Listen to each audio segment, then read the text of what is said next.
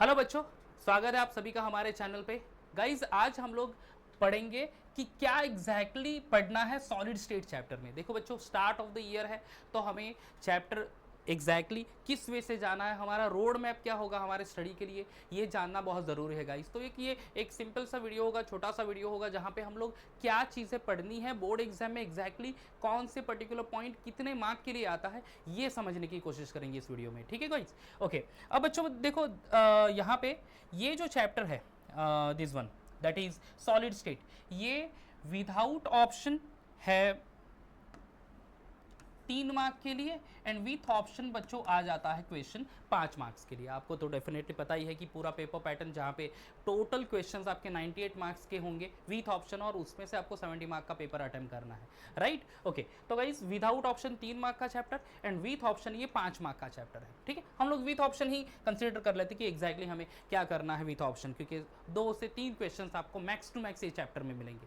अब बच्चों इस चीज़ में अब आप ध्यान से देख लेना कि यहां पे एक 2 मार्क का प्रॉब्लम रहेगा, 2 मार्क्स के न्यूमेरिकल्स,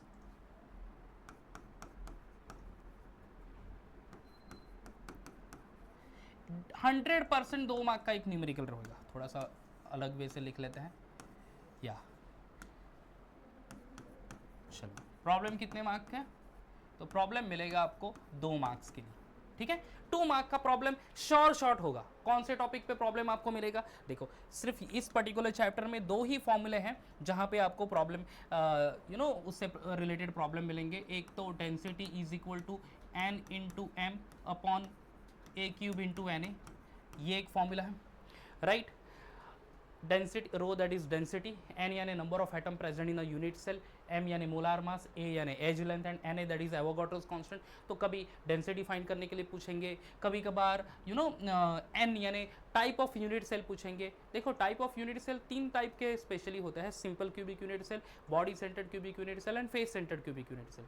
अब वो कैसे होगा, सिंपल क्यूबिक यूनिट सेल में एक एटम होता है only, body centred cubic unit cell में 2 एटम्स होते हैं दोस्तों, and face centred cubic unit cell में 4 एटम्स होते हैं। तो अगर आपको type of unit cell find out करने के लिए बोला तो क्या फाइंड करेंगे, एन। अगर एन इक्वल टू 1 आ गया तो वो सिंपल क्यूबिक यूनिट सेल, जैसे प्रीवियसली ये क्वेश्चन पूछा था 2023 में, ये पूछा था एक्चुअली, ओके।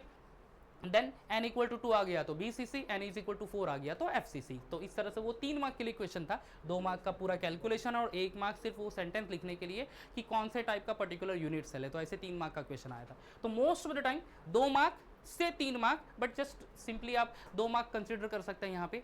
तो 2 मार्क के लिए ये प्रॉब्लम, तो ये एक हो गया। देन अदर प्रॉब्लम के लिए फॉर्मूला क्या है दोस्तों, तो एक तो है number of atoms present in particular gram of a substance, तो उसके लिए फॉर्मूला है x into N upon A cube into N A, ये है। And the number of unit cell,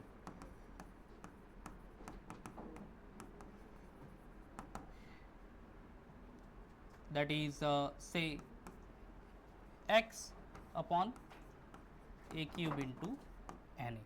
हाँ, तो number of atoms x into N upon A cube into N A, and number of unit cell x upon A cube into N A. तो ये फॉर्मूले तो 1 2 और ये तो एक दूसरे के रिलेट ही फॉर्मूला करता है। तो बेसिकली तो मैं तो कहूँगा 2 ही ऐसे फॉर्मूले हैं, और 2 ही फॉर्मूले आप अच्छे से लर्न कर लो, आपको यहाँ पे 2 मार्क्स तो मिल जाएगा, दैट्स फॉर श्योर।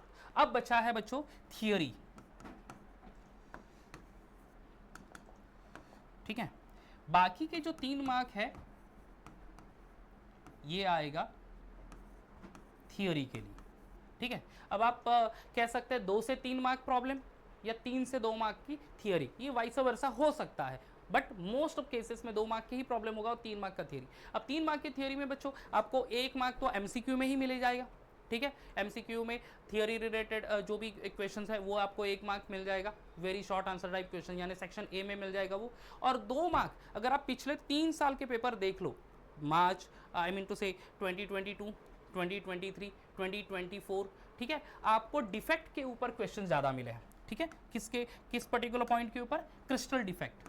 ठीक है, किसके ऊपर मिले हैं बच्चों को, क्रिस्टल डिफेक्ट। तो क्रिस्टल डिफेक्ट एक इंपॉर्टेंट पॉइंट है बच्चों, जहाँ पे डिफेक्ट यानी इम्परफेक्शन होता है। 3 टाइप के डिफेक्ट होते हैं, point defect, line defect and plane defect, जिसमें आपको पॉइंट डिफेक्ट पढ़ना है। पॉइंट डिफेक्ट के भी 3 टाइप है दोस्तों, जैसे stoichiometric point defect, then impurity defect and non stoichiometric point defect, and then stoichiometric, impurity and non stoichiometric के भी फिर दो तीन टाइप आपको सेपरेटली मिल जाएंगे। तो वो पॉइंट डिफेक्ट अच्छे से कर लो, 2 मार्क तो आपको फिक्स है वहाँ पे, ठीक है। पॉइंट डिफेक्ट का 2 मार्क्स 101% फिक्स है।